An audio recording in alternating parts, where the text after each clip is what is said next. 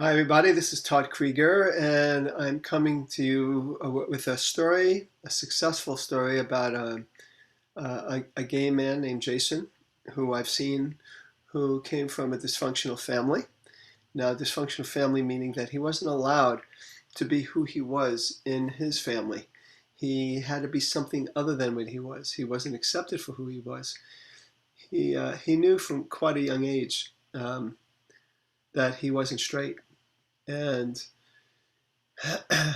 he wouldn't. I mean, everyone's different.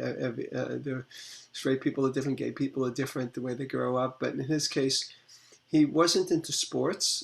Never was. And his father would judge him for that and be very critical. And his mother would back up the father and say, "No, you need to go out like some of these boys on the block and go play basketball or go play football or whatever." And he really wasn't into that. He was into art. He would play a lot with the girls on the street. In this case, again, I'm not trying to stereotype because there are many wonderfully gay athletes, even professional athletes. But my point here is that he wasn't following through with the ideas of what his parents had of him. They couldn't honor his own unique development, his own unique preferences, and didn't validate him. And what happens in these dysfunctional families is that people oftentimes don't feel validated for who they are. In this case, Jason felt quite all alone and was left with a sense of what's wrong with me, a sense of shame. And that's what happens in these families where you come from dysfunctional families, that you can be left with a sense of I'm bad, or I'm not okay, uh, I'm not worthy of love. And so Jason grew up. He had an adolescence with. He hardly dated. He would sneak out and date. He tried to date a few women, but didn't feel right. But he would sneak out and date with a few guys. But for the most part, because of his lack of acceptance with his parents and couldn't come out clean, he just pretty much stayed onto himself a lot, and then had a few female friends. So it really did hinder his social life too. Surely didn't bond with some of the other gay men either that had a gay adolescence, that had opportunities to come out, and but he wasn't one of those fortunate ones. So he ends up being in a relationship as a young adult that broke up, and he felt rejected with a gay relationship, and then he was in another relationship where he was betrayed, and then he was in a third relationship.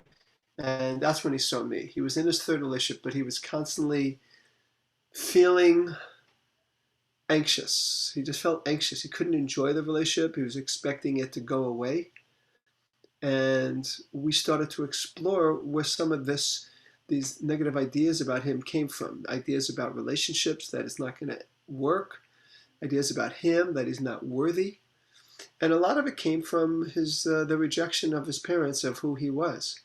They had eventually begrudgingly accepted that he was gay. It was really clear that he was in gay relationships. But in those early years, and even in the adolescent years, late adolescence, and even young adult, he never felt supported by his parents. And so it was problematic for him. He, didn't really seek out a friend group until in this third relationship. He started to make friends with his male partner's friends, and began to see that some of these people, his gay counterparts, were more comfortable inside their own skin than he was. So he seeked me out, and I started working with him to help him practice self-acceptance. One of the things we did is do some EMDR work. EMDR is eye movement desensitization and reprocessing. And we went in the past during some traumatic moments. So we have these target memories of feeling shamed by his father about the sports, and shamed by his mother, her lack of acceptance and even her coldness. And we were able to target a half a dozen of these memories where he was left feeling not good enough. And we were able to process it using his own capacity to have resources, both internal and external. And he began to get a sense of freedom from this idea that he wasn't okay. And you could start to see him rather quickly, didn't take very long, especially with the EMDR work,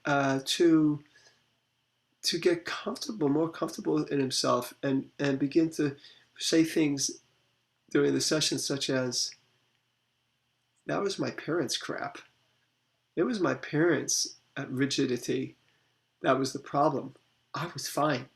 And when I started hearing these things, of course, it's encouraging. And we kept going with some of these other memories until we were able to really process those really significant memories that had left him with a negative sense of self.